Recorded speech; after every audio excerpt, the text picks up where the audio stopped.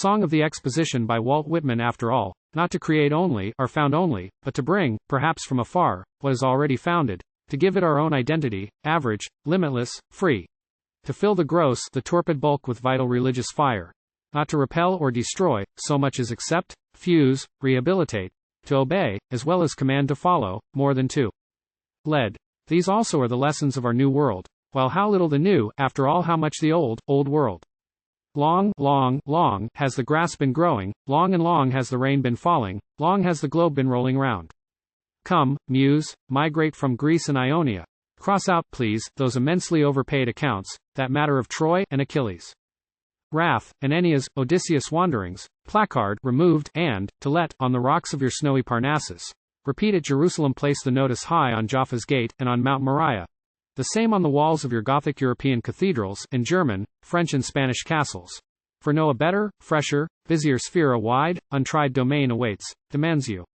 Responsive to our summons, or rather to her long-nursed inclination, joined with an irresistible, natural gravitation, she comes. This famous female as was indeed to be expected. For who, so ever youthful, cute and handsome, would wish to stay in mansions such as those, when offered quarters with all the modern improvements, with all the fun that's going and all the best society? She comes. I hear the rustling of her gown. I scent the odor of her breath's delicious fragrance. I mark her step divine, her curious eyes a turning, rolling, upon this very scene. The dame of dames. Can I believe, then, those ancient temples classic, and castles strong and feudalistic, could none of them restrain her?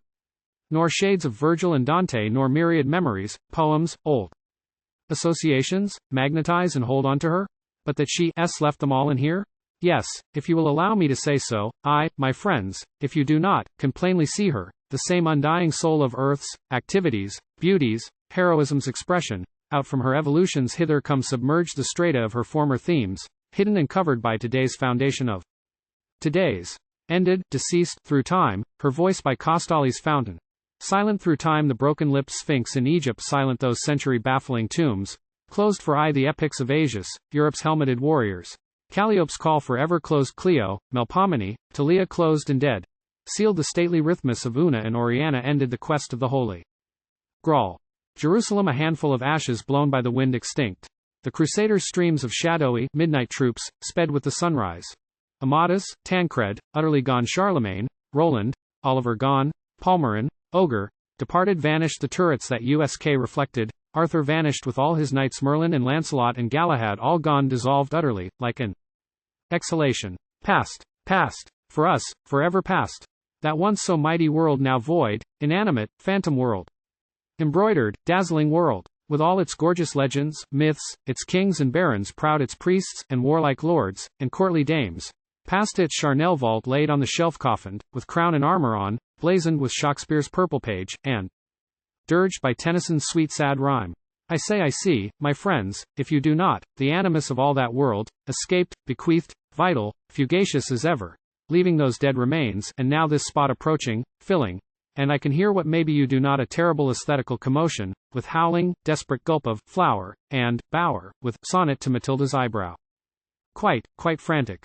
With gushing, sentimental reading circles turned to ice or stone, with many a squeak, in meter choice, from Boston, New York, Philadelphia, London, as she, the illustrious émigré, having, it is true, in her day, although the same, changed, journeyed considerable.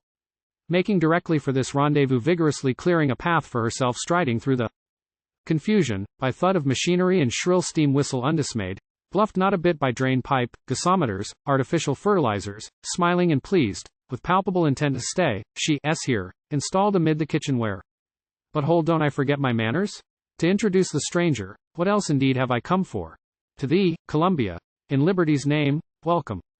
Immortal, clasp hands, and ever henceforth sisters dear be both. Fear not, O Muse. Truly new ways and days receive, surround you, I candidly confess, a queer race, of novel fashion. And yet the same old human race, the same within, without, faces and hearts, the same feelings, the same yearnings, the same old love, beauty and use the same. We do not blame thee, elder world, nor separate ourselves from thee. Would the Son separate himself from the Father? Looking back on thee, seeing thee to thy duties, grandeurs, through past ages bending, building, we build to ours today. Mightier than Egypt's tombs, fairer than Graecia's, Roma's temples, prouder than Milan's statued, spurred cathedral, more picturesque than Rhenish castle keeps, we plan, even now, to raise, beyond them all, thy great cathedral, sacred industry no tomb, a keep for life for practical invention. As in a waking vision, e'en while I chant, I see it rise, I scan and prophesy outside and in, its manifold ensemble. Around a palace, loftier, fairer, ampler than any yet, earth's modern wonder, history's seven outstripping, high-rising tier on tier, with glass and iron facades, gladdening the sun and sky enhued in cheerfulest hues, bronze, lilac, robin's egg, marine and crimson, over whose golden roof shall flaunt, beneath thy banner, freedom, the banners of the states, the flags of every land, a brood of lofty, fair, but lesser palaces shall cluster. Somewhere within the walls of all, shall all that forwards perfect human life be started, tried, taught, advanced, visibly exhibited. Here shall you trace in flowing operation, in every state of practical, busy movement, the rills of civilization. Materials here, under your eye, shall change their shape, as if by magic. The cotton shall be picked almost in the very field, shall be dried, cleaned, ginned, baled, spun into thread and cloth. Before you shall see hands at work at all the old processes, and all the new ones. You shall see the various grains, and how flour is made, and then bread baked by the bakers. You shall see the crude ores of California and Nevada passing on till they become bullion. You shall watch how the printer sets type, and learn what a composing stick is. You shall mark, in amazement, the hoe press whirling its cylinders, shedding the printed leaves steady and fast. The photograph, model, watch, pin, nail, shall be created before you. In large calm halls, a stately museum shall teach you the infinite, solemn lessons of minerals. In another, woods, plants, vegetation shall be illustrated, in another animals, animal life and development. One stately house shall be the music house. Others for other arts learning, the sciences, shall all be here. None shall be slighted, none but shall here be honored, helped, exampled. This and these, America, shall be your pyramids and obelisks, your Alexandrian Pharos, gardens of Babylon, your temple at Olympia. The male and female many laboring not, shall ever here confront the laboring many, with precious benefits to both, glory to all, to thee, America, and thee, eternal Muse. And here shall ye inhabit, powerful matrons. In your vast state, vaster than all the old, echoed through long, long centuries to come, to sound of different, prouder songs, with stronger themes, practical, peaceful life, the people themselves, lifted, illumined, bathed in peace elate. Secure in peace. Away with themes of war. Away with war itself, hence from my shuddering sight, to never more return, that show of blackened, mutilated corpses. That hell unpent, and raid of blood fit for wild tigers, or for lop-tongued wolves not reasoning men. And in its stead speed industry's campaigns. With thy undaunted armies, engineering. Thy penance, labor, loosened to the breeze. Thy bugles sounding loud and clear. Away with old romance. Away with novels, plots, and plays of foreign courts. Away with love verses, sugared in rhyme the intrigues, amours of idlers, fitted for only banquets of the night, where dancers to late music slide. The unhealthy pleasures, extravagant dissipations of the few, with perfumes, heat and wine, beneath the dazzling chandeliers. To you, ye reverent, sane sisters, to this resplendent day, the present scene, these eyes and ears that like some broad parterre bloom up around, before me, I raise a voice for far superber themes for poets and for art, to exalt the present and the real, to teach the average man the glory of his daily walk and trade, to sing, in songs, how exercise and chemical life are never to be baffled. Boldly to thee, America, today. And thee, immortal Muse. To practical, manual work, for each and all to plow, hoe, dig, to plant and tend the tree, the berry, the vegetables, flowers, for every man to see to it that he really do something, for every woman too. To use the hammer and the saw, rip or crosscut. To cultivate a turn for carpentering, plastering, painting, to work as tailor, tailoress, nurse, ostler, porter, to invent a little something ingenious to aid the washing, cooking, cleaning, and hold it no disgrace to take a hand at them themselves. I say I bring thee, Muse, today and here, all occupations, duties broad and close, toil, healthy toil and sweat, endless, without cessation, the old general burdens, interests, joys, the family, parentage, childhood, husband and wife. The house comforts the house itself, and all its belongings, food and its preservation's chemistry applied to it. Whatever forms the average, strong, complete, sweet-blooded man or woman the perfect, longeve personality, and helps its present life to health and happiness and shapes its soul, for the eternal real life to come. With latest materials, works, steam power, the great express lines, gas, petroleum, these triumphs of our time, the Atlantic's delicate cable, the Pacific Railroad, the Suez Canal, the Mont Cenis Tunnel. Science advanced in grandeur and reality, analyzing everything. This world all spanned with iron rails with lines of steamships threading every sea, our own rondor, the current globe I bring. And thou, high towering one America. Thy swarm of offspring towering high yet higher thee, above all towering, with victory on thy left, and at thy right hand law. Thou Union, holding all fusing, absorbing, tolerating all, thee, ever thee, I bring. Thou also thou, a world. With all thy wide geographies, manifold, different, distant, rounding by thee in one common orbic language, one common indivisible destiny and union. And by the spells which ye vouchsafe, to those, your ministers in earnest, I here personify and call my themes, to make them pass before ye. Behold, America. And thou, ineffable guest and sister. For thee come trooping up thy waters and thy lands. Behold, thy fields and farms, thy far-off woods and mountains, as in procession coming.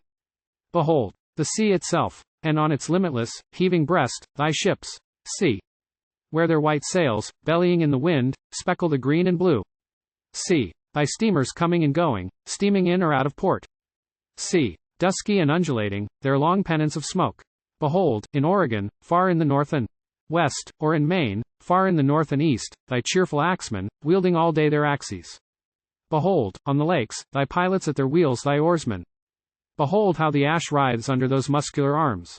There by the furnace, and there by the anvil, behold thy sturdy blacksmiths, swinging their sledges.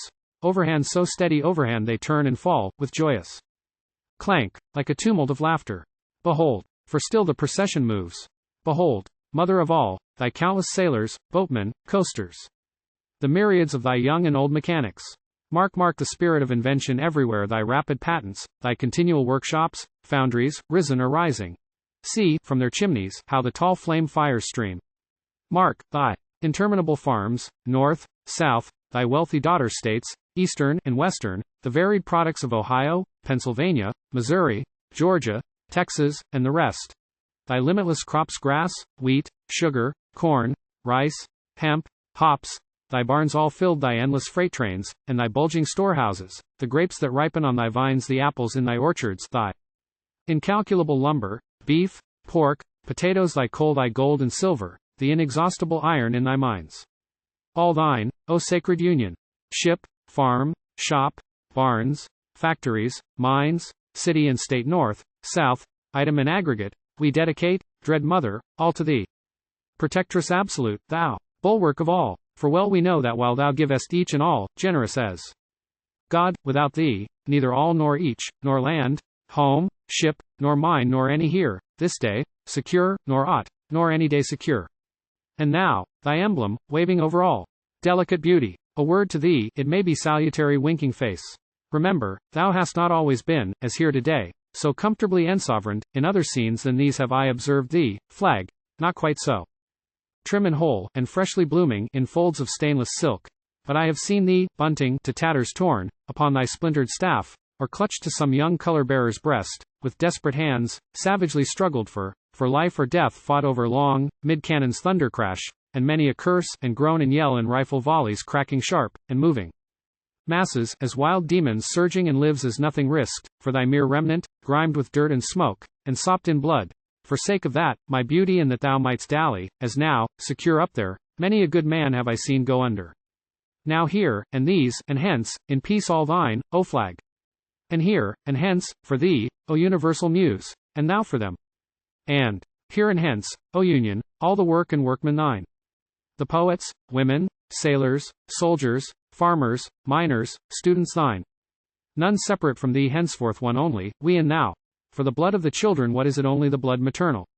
And lives and works, what are they all at last, except the roads to faith and death?